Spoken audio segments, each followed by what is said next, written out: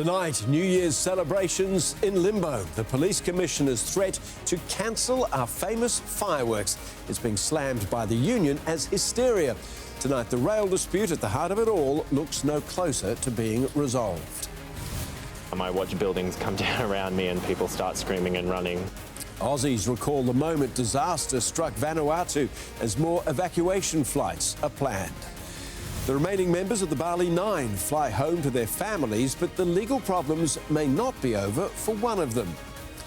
Home invasions, kidnappings and firebombings. We are inside the police operation taking down crime gangs in Sydney's southwest, with arrests from Bankstown to Liverpool. A high-security extradition, why Luigi Manion, America's suspected CEO killer, faces a potential death penalty. The pen has run dry. Tributes pour in for cartoonist Michael Leunig, remembered as the master. And a Sydney teen sensation gets his Aussie call-up. Made in Sydney. This is 10 News First with Hugh Riminton. Good evening. First up tonight, Sydney's New Year's Eve fireworks could be canned. That is the threat from our top cop as industrial action continues to plague the rail network. But the union has slammed it all as hysteria, accusing the Minns government of resorting to scare tactics. In just the last hour, another attempt to stop disruptions in their tracks has been thrown out by the Fair Work Commission. Counting down 2, 1, to a New Year's Eve nightmare. I haven't ruled out that I will recommend to government that we cancel the fireworks. That's if the rail union is allowed to go ahead with industrial action, as more than 1 million revellers celebrate by the harbour. Leaving the city is based on access to transport, including trains. Impacts that she was envisaging earlier today are not the impacts that will in reality take place. A mix-up, perhaps, due to these comments made just 3 days ago. So I would imagine about half the amount of trains off the top of my head. Today, the union backtracked, assuring any action taken would be safe. Honestly, if this government puts off the fireworks for this year, it will be the biggest disgrace in this state's history. And could be a $280 million blow to the economy, the City of Sydney says. To resolve the dispute, the union is calling for a 32% pay rise over 4 years. The facts remain, we can't afford that. We will be in the Fair Work Commission at 10 o'clock on Tuesday morning to do everything we can to protect passengers and businesses this critical time of the year. Until then, I apologise now for the disruptions that are going to occur over the coming days. 30,000 people are expected to attend tomorrow night's carols in the Domain, and plenty more will be coming into the city for last-minute Christmas shopping. They're being urged to plan ahead, with delays already putting a strain on the rail network. There were 80 trips cancelled during the morning rush, causing delays of up to 20 minutes. Obviously, nurses are trying to fight for a pay rise as well. The cost of living is just incredibly hard at the moment, so you've got to do what you've got to do. While buses replace trains on the South Coast line. Big inconvenience for you? Yeah, I missed an appointment. As the trains came to a stop, trams took off.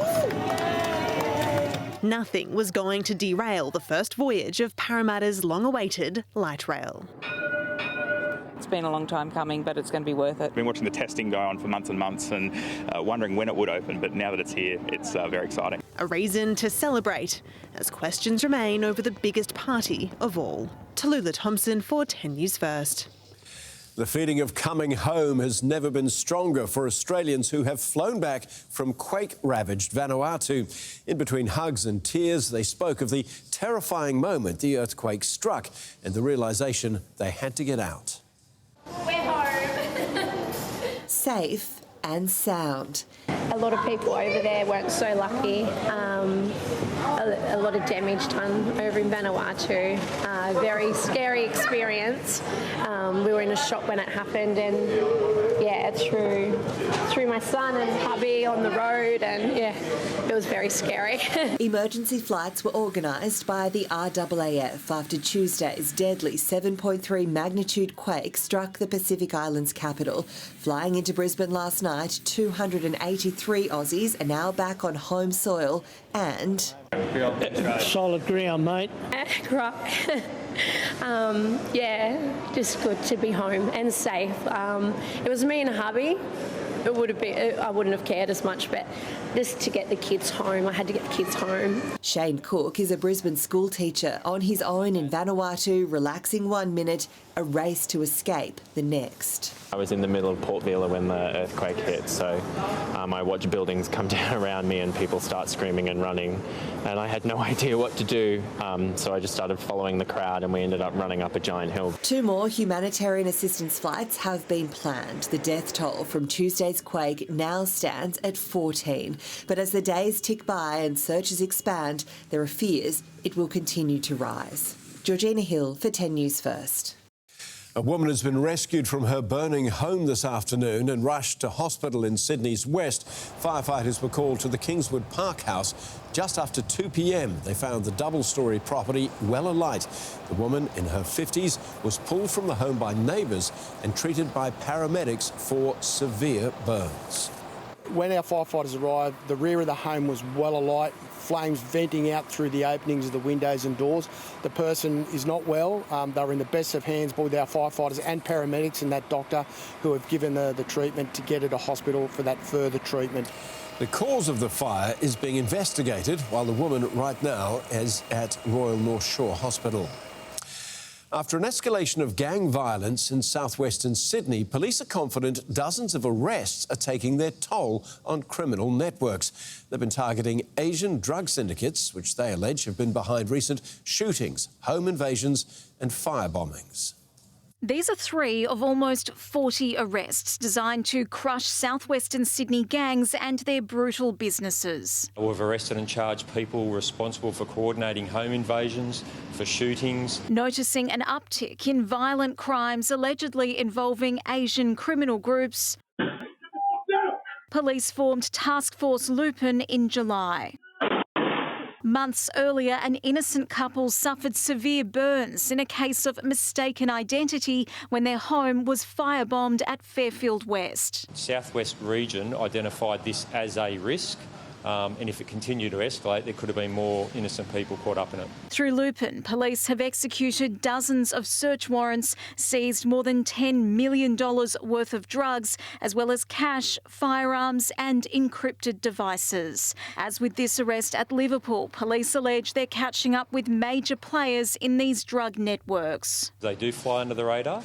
Unlike other organised crime networks, they don't show the wealth of their crimes. Police believe the increased violence is to do with drug turf wars within these syndicates, though detectives have also been concerned about the potential for conflict with other crime groups, such as Middle Eastern gangs. And even after dozens of arrests, police expect there are more to come. Alice Hogg for 10 News First. The man accused of killing America's United Healthcare boss, Brian Thompson, could face the death penalty as he faces new federal charges. Under heavy security, Luigi Manion was flown to New York to front court. Our US correspondent Catherine Firkin has the latest. Marched across the tarmac in an orange prison jumpsuit, security was extra tight for Luigi Manion's highly anticipated return to New York. The 26-year-old extradited from Pennsylvania to front a federal court in Lower Manhattan, where he was charged with 4 new federal crimes. As we allege, the defendant in that case brazenly shot Mr. Thompson twice in Midtown Manhattan. It was targeted, premeditated, and meant to sow terror. As well as 2 counts of stalking, Manion is accused of murder through the use of a firearm and using a weapon equipped with a silencer. These new charges raise the possibility of the death penalty if prosecutors ask for it. This act of terrorism and the violence that stems from it is something that would not be tolerated in the city. It comes amid revelations police also seized a notebook in which they say Manion expressed hostility towards the health insurance industry and its wealthy executives. On August 15th, an entry reads, "The details are finally coming together. The target is insurance. It checks every box." Then, on October 22nd, officials say Manion wrote of his intent to whack an insurance company CEO at an investor conference. While authorities say today's extradition is a step towards justice, many Americans don't agree. In fact, 40% of people under 30 believe that what Mangione did was acceptable given the state of the nation's healthcare. Frustration, anger, and just feeling completely forgotten about by our government. Mangione is expected to be held in the notorious Rikers Island jail over the Christmas break, with his next appearance scheduled for late January. Catherine Firkin for 10 News First, New York. Members of the Barley 9 have arrived home to their families after leaving Darwin. Michael Shugai landed at Brisbane Airport this morning, while C.E. Chen and Matthew Norman landed in Melbourne. Martin Stevens was met at the tarmac at Sydney Airport. It's unclear if Scott Rush has returned home from Darwin. Senior police sources have told 10 News First an arrest warrant in Queensland remains outstanding against Rush over an alleged bank heist. The famed Australian cartoonist and poet Michael Lunig is being remembered today after his death at the age of 79. His whimsical characters found an international audience. His political views, particularly in his later years, though, put him out of sync with many of his long-term fans.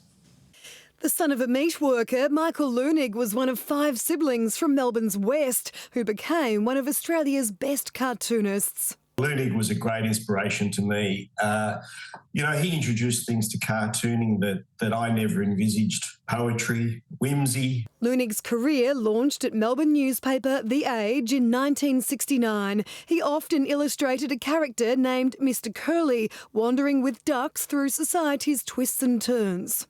For a generation of Australians who read newspapers, even some that didn't, he deeply affected their lives. Lunig was prolific and managed to weave his whimsical style into even the most controversial of topics. He saw his job as entirely separate to his journalist colleagues. I'm outside of that and I'm thinking, what is not being looked at? What is really important that is not being attended to? It pushed him to probe controversial subjects and often he pushed too far.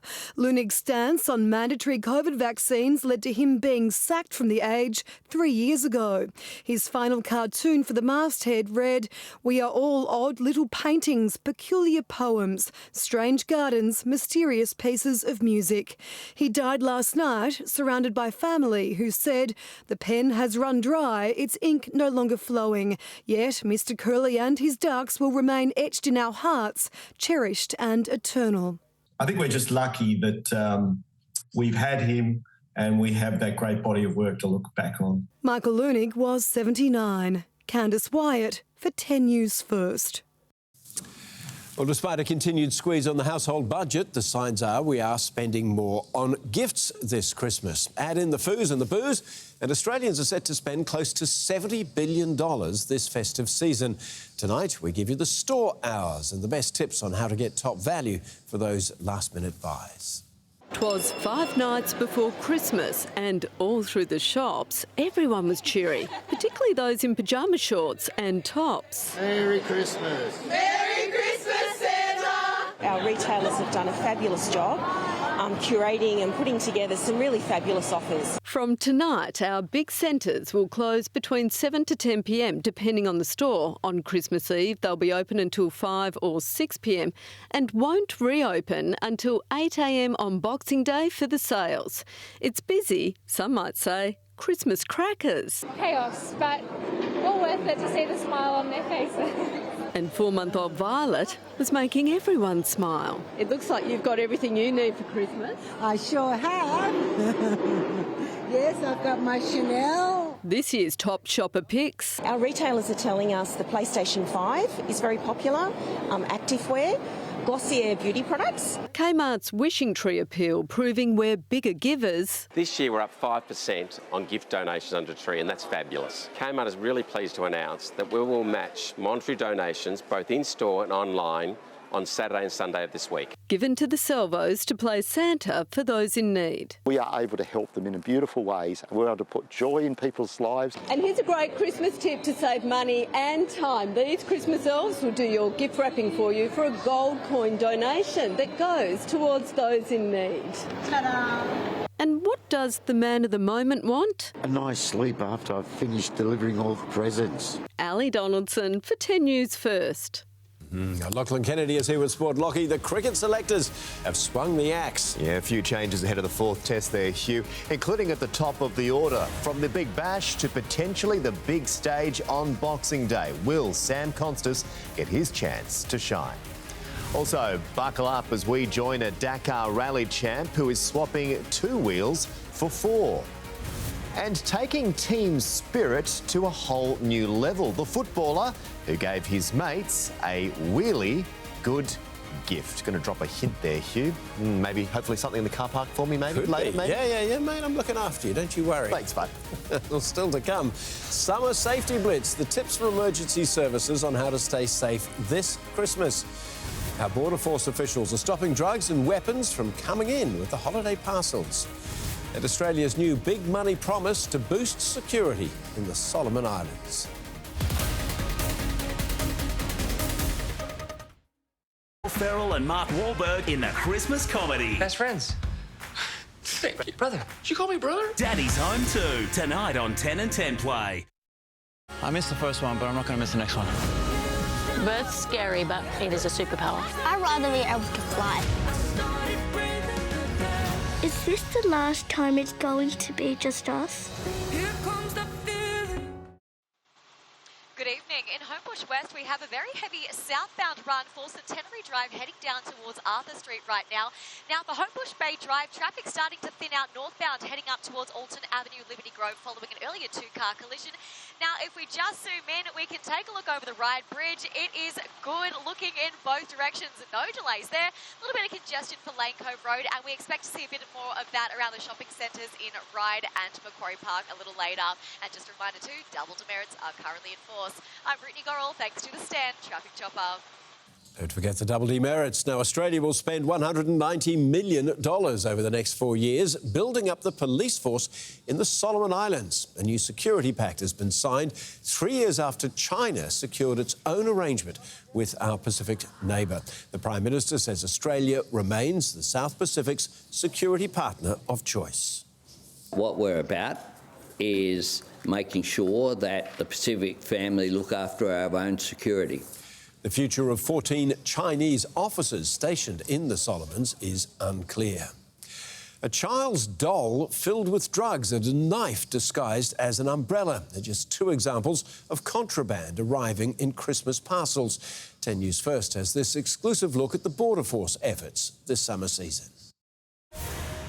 A dream Christmas delivery, toys and a baby doll all the way from Spain. But once deconstructed, it's far from child's play. This has a street value of approximately $140,000. The powder has tested positive for cocaine. So if that doll ended up in the wrong hands, could be catastrophic. Luckily, it was spotted via a routine X-ray. We can actually see some organic material that's concealed in the head. It's one of 500,000 packages arriving at this international mail facility from around the world each week, and among the thousands seized by Border Force. This is our busiest time of the year in the lead up to Christmas. And criminals are becoming increasingly creative, hiding weapons inside ornaments, umbrellas and walking sticks. It looks like a walking stick or a cane.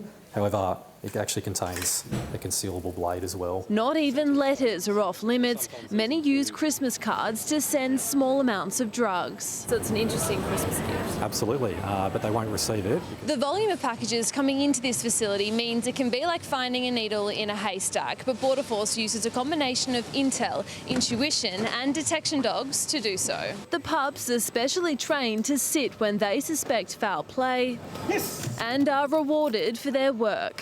What you got? Good boy, mate. Lucy Gray for 10 News First. Well, it might be the season to be jolly, but emergency services are warning just how quickly tragedy can strike when we start taking unnecessary risks during the holidays. Volunteers will continue to work around the clock, but the public is being urged not to put themselves in danger. Each of these simulations has the potential of causing heartbreak these holidays.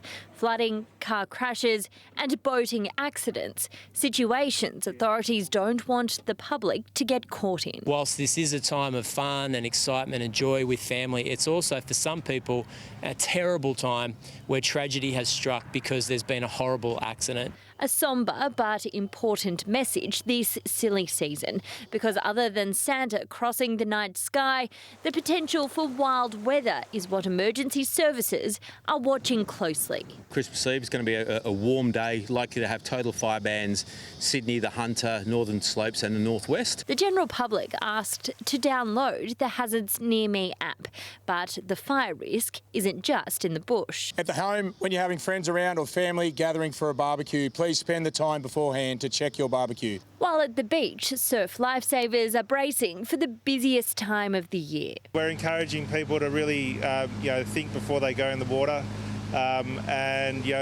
Look for those iconic red and yellow flags, because that's the safest place for you and your family to enjoy the water. On Christmas Day, 1,000 volunteers will be working to keep swimmers out of trouble. There's no real holiday break for our first responders rostered on or on call throughout the festive period. Another reason why we're all being urged to stay safe this summer. The volunteers across all of our emergency services sacrifice so much, as do their families and as do their employers. Samara Gardner for 10 News First.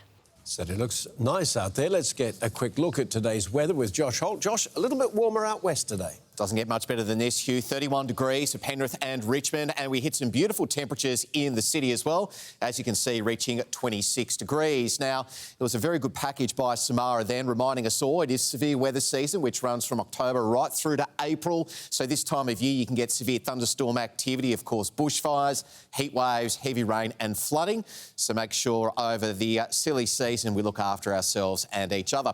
Let's now check out the weather at your place. Look at the satellite imagery first. As you can see, clear skies across most areas today. Just a bit of low-level clouds situated in the Tasman Sea, not really having an impact on us, though. We're under the influence of this broad area of high pressure. Very stable weather pattern unfolding at the moment through the lower part of the atmosphere. As a result, nice conditions through Tamworth and Dubbo, hitting 32. Wagga the same mark this afternoon at 30 degrees in Canberra. Further north, Newcastle hit 23, Coffs the top of 26. For Sydney, as mentioned, 31 out west, 26 degrees for Parramatta and 27 degrees for Bankstown. Now, for all the parents out there, grab the kiddies, get them around the TV, because I've got a very special update on Santa at 5 to 6, along with the Christmas forecast here. Fantastic. Look forward to that. Thank you, Josh. Now, coming up next, Christmas chaos is on the horizon in the US as a government shutdown looms. Now, the courage of one woman led to the convictions of more than 50 men in France's largest ever rape trial. And Vladimir Putin's controversial claims during a 4-hour press conference.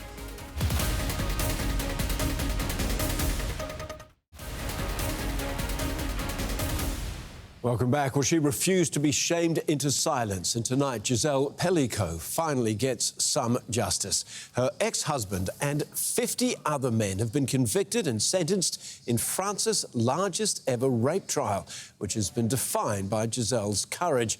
A warning, the details in this story are distressing. Giselle Pellicot entering court for the final time, seeking justice in a case which has sent shockwaves through France. The 72-year-old waived her right to anonymity. She wanted her horrific ordeal exposed to make shame swap sides from victim to rapist. I wanted all of society to be a witness to this, she says. I never regretted making this decision. I have trust in our capacity to project ourselves towards a future where all women and men can live in harmony. Giselle Pellicot's ex-husband subjected her to shocking depravity. Over a 10-year period, he drugged and sexually assaulted her and invited dozens of other men to rape her in her home. Dominic Pellicot was sentenced to 20 years jail. He is one of the worst sex offenders in France's modern history. 50 other men were found guilty too. The rapists, aged between 26 and 74, include a nurse counsellor, soldier and farm workers. I also think of all the unknown victims whose stories remain untold, Giselle says. I want you to know that we share the same fight. Giselle Pellico's courage has made her a national hero, forcing France to confront its rape culture. The hope now is that bravery leads to meaningful change. John Paul Gonzo for 10 News First. Vladimir Zelensky has slammed Vladimir Putin on social media after the Russian leader expressed regret that he hadn't invaded Ukraine earlier. Putin made the comments during his annual phone-in press conference, broadcast live to the nation. It went for more than 4 hours. Despite his stated regrets, Putin has said he's open to peace talks.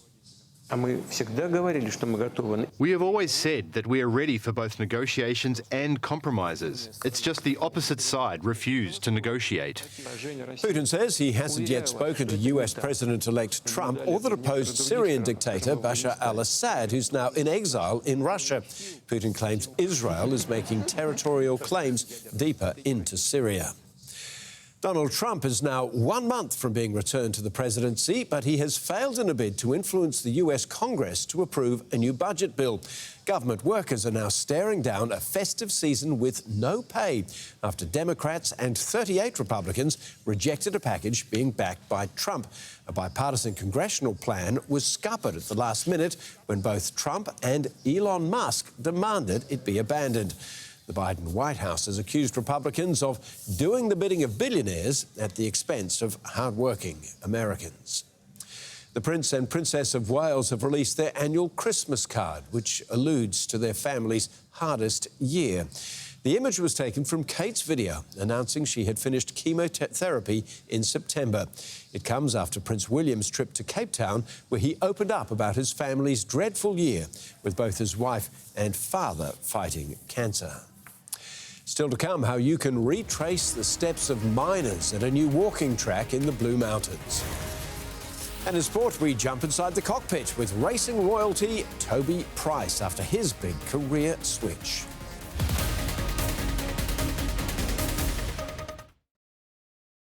With Aware Super's retirement income account, you can stop working and keep earning. Tax-free. With super advice and super returns, Aware Super helps you find your rhythm of retirement. That's super helpful. Fall in love with Hungry Jack's new Jack's Fried Chicken Southern Style Tenders. Crispy, juicy, 100% Aussie chicken that will have you craving more and more. Now at Hungry Jack's. Woolworth's naturally wood-smoked award-winning half-leg ham is a true Christmas classic.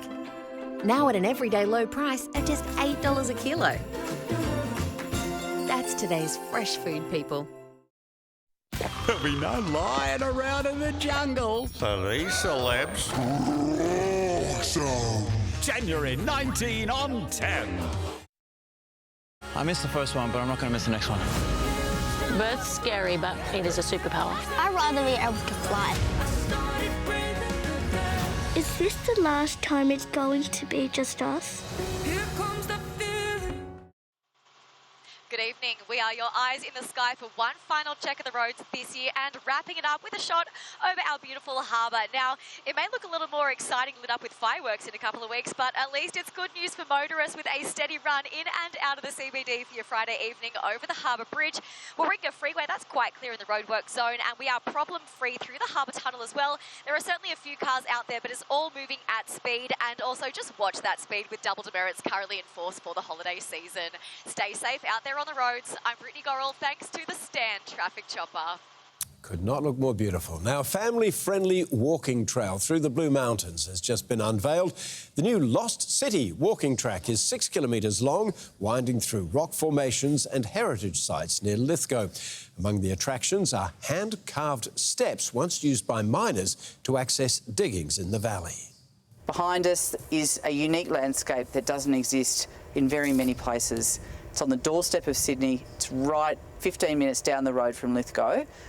Bring the family, come and have a picnic, come and have a walk. The track's construction took 18 months with helicopters airdropping materials into the rugged terrain. Family films are the flavour of the month, with audiences willing to make the trek to the cinema for something that covers all ages. And that trend is attracting some big names to the movies, which is why Sonic the Hedgehog 3 has a cast that includes Jim Carrey, Keanu Reeves, Idris Elba and James Marsden. It's being called the best Sonic yet, with an 87% approval rating from critics on Rotten Tomatoes. Are you sure you want to challenge the fastest creature in the universe? I mean, that's kind of my whole brand. The idea that we're on a third movie and Keanu Reeves is in it, 2 Jim Carreys are in it, Idris Elba's in it, James Marsden is in it. It just feels like this little underdog has grown to be this huge thing. You dropped some pretty impressive names just then, but be honest, given you're in a voice booth all the time, do you actually ever get to see any of them when you're making the movie? Can I be honest with you? Yeah. I've done 2 movies and a TV show with Idris Elba, and yesterday was the first time I've ever met him. And the dude is gorgeous. When they do escape their voice booths to get out into the wild, it's clear this is a job they love. You get to make stupid faces and like, I want revenge. You know, if you did that on camera, it might be a little much. Among the actors who get to show their faces is rising Australian star Alila Brown as Maria. I'm just really, really overwhelmed that I get to share the screen and be in the same movie with these amazing people. And with Jim Carrey, this time you get double trouble. It's impossible. Is it? It couldn't be. Couldn't it? Are you? In the saggy flesh. Well, there were 2 egotistical characters played by 1 egotistical actor.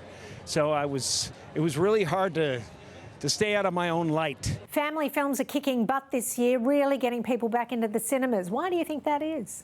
I think people are craving connection and belonging, and I don't know, it's been a strange last 5-6 years. I think we might be all a little bit bored of watching stuff on our phones. The spectacle of the really big screen really is something to see. Angela Bishop for 10 News First. Well, stick around. Lachlan Kennedy is back with the day's top stories in sport. He's coming up right after this.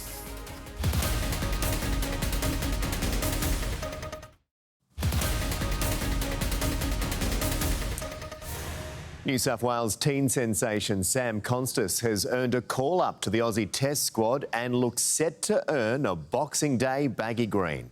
Rookie opener Nathan McSweeney has been axed, though, as selectors also added 2 extra pacemen ahead of the 4th test. After just 3 tests facing the brilliance of Boomerang, Nathan McSweeney has been punted for Boxing Day. Selectors opting for a last-in, first-out approach to fix a struggling top 6. And Test great Merv Hughes reckons the SA captain is dead stiff. Since he's been in, I reckon he's showed enough to warrant his spot. So we go into this 4th Test match, it's 1-1. The way everyone's talking, it feels like we're 3-0 down. Boy wonder Sam Constas gets the call-up on the back of a blistering Big Bash knock and some impressive first-class form. But Hughes has concerns about blooding the teenager now. Well, if he didn't get picked for the first Test match, he hadn't done enough.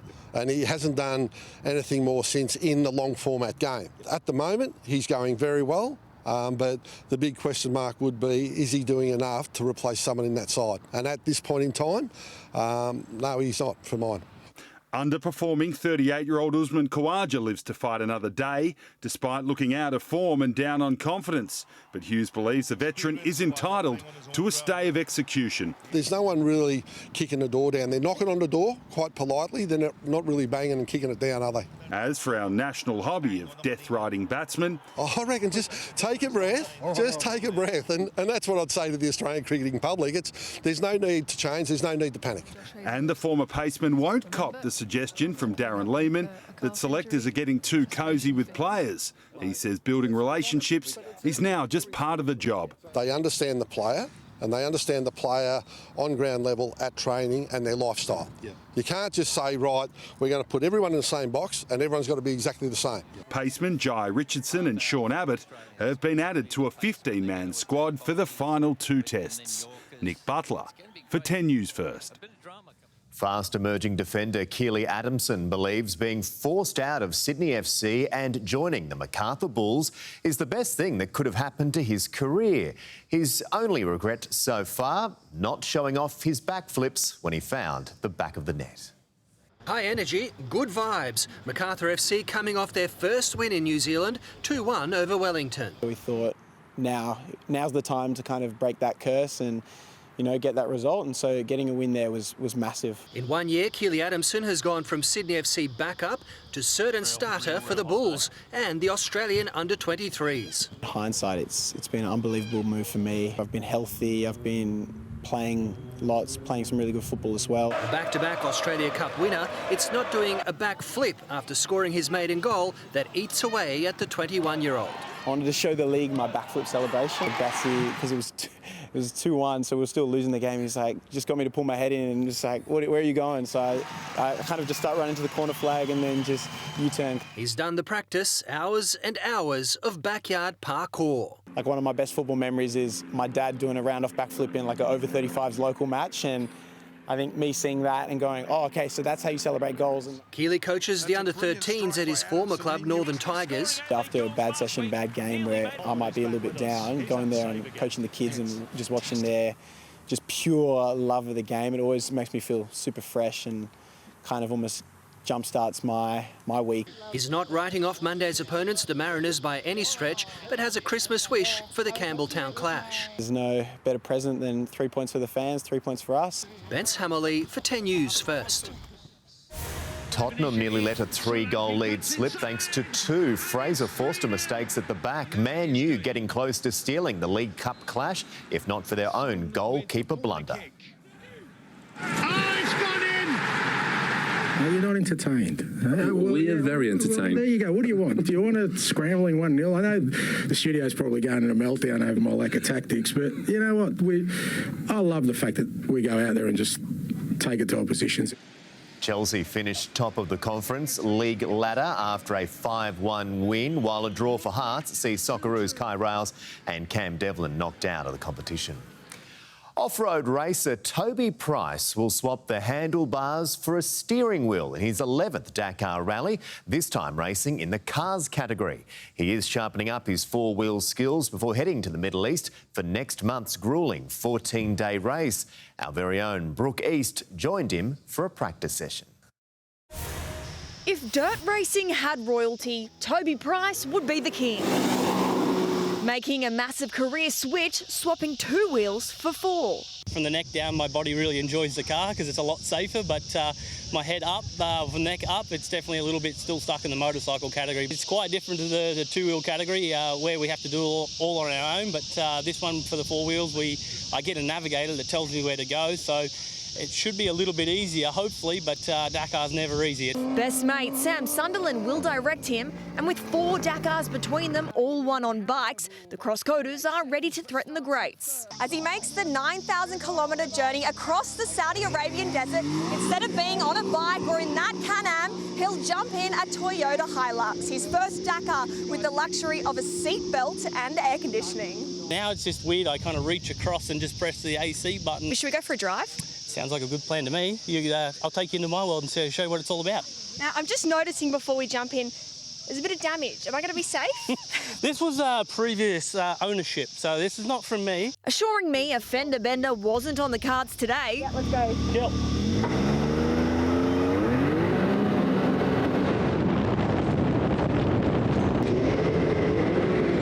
Even sliding 140 kilometres an hour on the corners.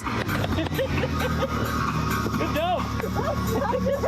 Ready, set, go from January 3rd. I've got my hands full. It's definitely not going to be an easy task, but we're hopefully going to go in there and rustle some feathers around. Brooke East for 10 News First.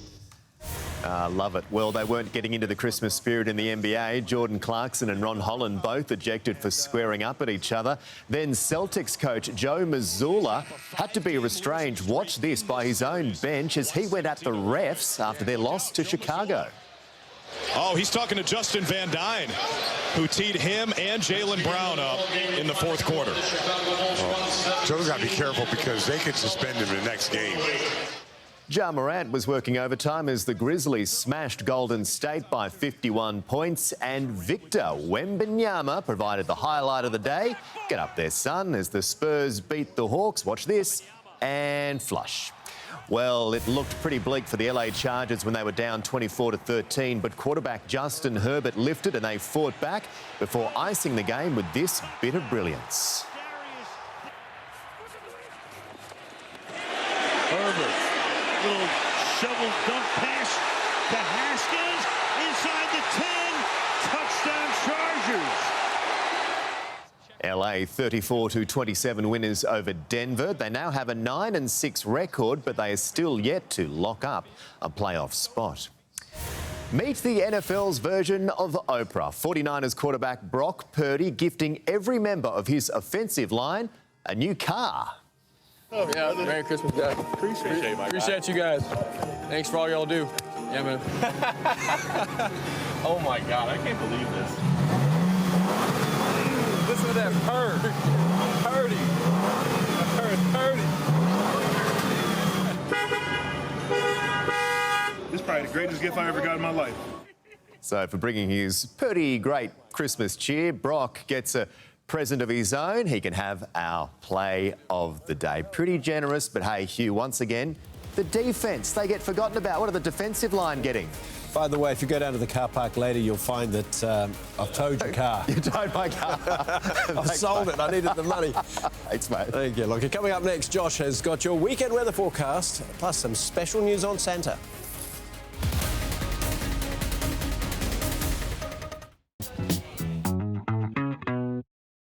Can you guess who's going into the jungle? A headline-grabbing Olympian, a glamorous TV star, a romantic leading man, and a mega movie star. It's really turning into an African star-faring. Not one, but two footy legends. Reality royalty and the Aussie king of comedy. Plus a real hero and a spicy reality star. Drama? Check. Controversy? Double check. Uncover the daring lineup, Jan 19. This weather report proudly supported by Paramount Plus. Catch a mountain of entertainment only on Paramount Plus.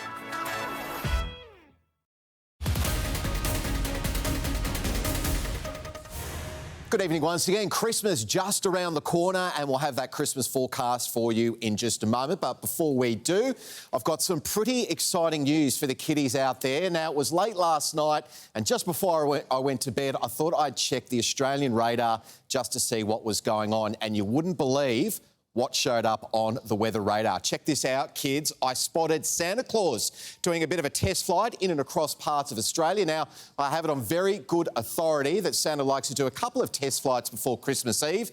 And judging by the radar here, it looks like the reindeers and the sled are in good nick. And the great news is we've only got 5 sleeps to go. So good to see Santa doing his thing up before Christmas Eve. Let's take a look at the weather, though, across parts of Australia. As you can see here, clear skies across the southern areas of the continent. So some very good flying conditions for Santa at the moment. We do have a little bit of rainfall up around areas of Queensland. In fact, for areas of the northeast coast, we have seen some very heavy rain over the past 24 hours there. Other parts of the country, though, have been essentially dry, including New South Wales. Quite a stable weather pattern unfolding over the past couple of days. Now, we may see a bit of a shift in that weather pattern as we get across the weekend. As you can see, we've got our heat engine, the northwest of Australia, really starting to fire up, and a lot of that heat is beginning to drain down ahead of that trough of low pressure. So we're expecting those temperatures to be quite warm across New South Wales tomorrow.